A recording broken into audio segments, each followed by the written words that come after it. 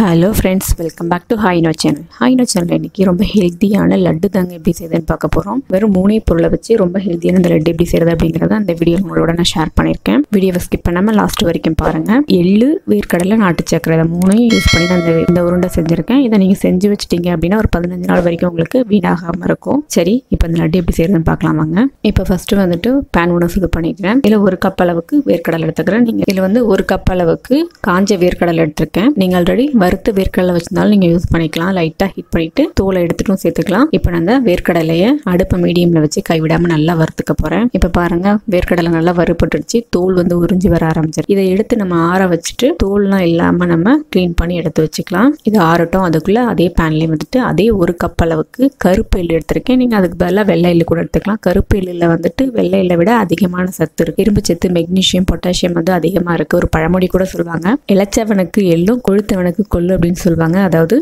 ஒல்லியாக இருக்கிறவங்க எள்ளு வந்து ரெகுலராக எடுத்துட்டோம் அப்படின்னா உடம்பு நல்லா ஸ்ட்ராங்காக குண்டாகும் அப்படின்னு சொல்லுவாங்க. அடுப்பை வந்து மீடியமில் வச்சு இந்த மாதிரி கலரை விட்டுட்டே இருந்தீங்கன்னா நல்லா உங்களுக்கு எள்ளு வெடிக்கும். அது வரைக்கும் நம்ம வறுக்கணும். இல்லை அப்படின்னா லைட்டாக கசப்பு டேஸ்ட் இருக்கும். நீங்கள் வறுக்கிறதுக்கு முன்னாடி எள்ளில் கண்டிப்பாக சின்ன சின்ன கல்லெல்லாம் இருக்கும். நீங்கள் கழுவிட்டு நல்லா காய வச்சு எடுத்து வச்சுக்கிட்டீங்க அப்படின்னா நீங்கள் உருண்டை சட்னி எல்லாம் செய்யறதுக்கு உங்களுக்கு ஈஸியாக இருக்கும். ஆல்ரெடி கழுவி கல் தூசுலாம் எதுவுமே இல்லாமல் எடுத்து வச்சுருந்தேன். அதை தான் இப்போ நான் வறுத்துக்கிறேன். இப்போ எள்ளு நல்லா பொரிஞ்சிட்டு இருக்கு. இதையும் இப்போ நம்ம வேற ஒரு பிளேட்டில் கூட்டி ஆற வச்சிடலாம். ரெண்டுமே நல்லா ஆறிடுச்சு. வேர்க்கடலை தோல் எடுத்துட்டு மிக்ஸி ஜாரில் சேர்த்துக்கிறேன். இதோட வாசனைக்காக 4 ஏலக்காய் சேர்த்துக்கிறேன். ஏலக்காயோட தோல் எடுத்துட்டு அந்த விதையை மட்டும் ஃபர்ஸ்ட் வேர்க்கடலையை பல்ஸ் மோடில் வச்சு அரைச்சிக்கோங்க. ஸ்பீடாக வச்சிங்க அப்படின்னா வேர்க்கடலை வந்து எண்ணெய் விட ஆரம்பிச்சிடும். இந்த மாதிரி குறப்பாக இருக்கணும். அதுக்கப்புறமா நம்ம எள்ளு சேர்த்துட்டு அரைச்சோம் அப்படின்னா எள்ளு ரொம்ப மையாமல் டேஸ்ட் நல்லா இருக்கும் லட்டு. அதனால தான் இப்போ இதில் வறுத்து ஆறின 1 கப் எள்ளையும் சேர்த்துக்கிறேன். இதோட 3/4 கப் அளவுக்கு நாட்டு சக்கரை சேர்த்துக்கிறேன். 1 கப் சேர்த்திங்க அப்படின்னா ரொம்ப அதிகமாக இருக்கும். 3/4 கப் வந்துட்டு கரெக்டாக இருக்கும். சேர்த்துட்டு இதையும் வந்து பல்ஸ் மோடில் வச்சு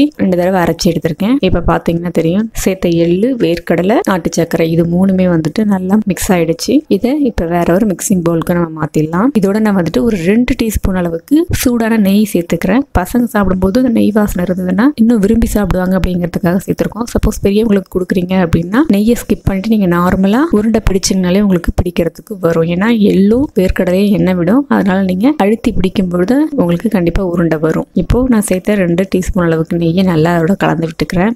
ரொம்ப அதிகமாக சேர்த்திங்க அப்படின்னா திகட்டுற மாதிரி இருக்கும். நெய் சூடாக இருக்கிறதுனால ஃபர்ஸ்ட் நான் ஸ்பூன் வச்சு மிக்ஸ் பண்ணிக்கிறேன். அதுக்கப்புறமா நம்ம கையை வச்சு நல்லா கலந்து விட்டுக்கலாம். நம்ம இந்த மாதிரி கையை வச்சு அழுத்தும் பொழுதே பார்த்தீங்க அப்படின்னா நம்ம சேர்த்த நாட்டு சக்கரை, வேர்க்கடலை, எள்ளெல்லாம் சேர்ந்து உங்களுக்கு கொஞ்சம் ஈரத்தன்மை வரும். அதனால உங்களுக்கு நெய் சேர்க்காம பிடிச்சிங்கனாலும் உருண்டை நல்லாவே வரும். நான் குழந்தைங்க சாப்பிடுவாங்கன்றதுக்காக 2 டீஸ்பூன் அளவுக்கு நெய் சுடு பண்ணி சேர்த்துட்டு அதுக்கப்புறம் உருண்டை பிடிக்கிறேன். இப்போ அந்த மாதிரி உங்களுக்கு எந்த சைஸில் தேவையோ அந்த சைஸில் நல்லா அழுத்தி நம்ம உருண்டை பிடிச்சி எடுத்து வச்சிட்டோம் அப்படின்னா கொஞ்சம் நேரம் அதை ஆற விட்டுறலாம். நெய் சேர்த்து நல்லா கொஞ்சம் சூடாக இருக்கிற மாதிரி இருக்கும். ஆனதுக்கு அப்புறமா ஒரு டப்பால போட்டு மூடி வச்சிட்டீங்க அப்படின்னா ஒரு 15 நாள் வரைக்கும் உங்களுக்கு வீணாகவே ஆகாது. நீங்க ஃப்ரிட்ஜில் வச்சிருந்து அப்பப்போ எடுத்து யூஸ் பண்றீங்கன்னா 1 மந்த் ஆனாலும் உங்களுக்கு யூஸ் ஆகும். கண்டிப்பா நீங்க பெரியவங்களேருந்து குழந்தைங்க வரைக்கும் டெய்லி ஒன்று எடுத்துக்கலாம். இதை ரெகுலரா எடுத்துக்கிறதுனால ஒல்லியாக இருக்கிறவங்க குண்டாகிறதுக்கு நிறைய வாய்ப்பு இருக்குது. வேர்க்கடலையில் வந்து நல்ல கொழுப்பு தான் இருக்குது. அதனால் உங்களுக்கு உடம்பு குண்டாகும் அப்படின்னு ரொம்ப நினைக்காதீங்க. வேர்க்கடலையும் ரொம்ப உடம்புக்கு நல்லது. எள்ளும் அப்படி தான். இதை டெய்லி ஒன்று எடுத்திங்கனாலும் உங்களுக்கு முடி கொட்டுற பிரச்சனையும் கொஞ்சம் கம்மியாகும். இந்த மாதிரி லட்டா நீங்கள் கொடுத்தீங்க அப்படின்னா குழந்தைங்க ரொம்பவே விரும்பி சாப்பிடுவாங்க. டெய்லி ஒன்று கொடுத்தாலே போதும். நமக்கு தேவையான சத்து எல்லாமே இதில் இருக்குது.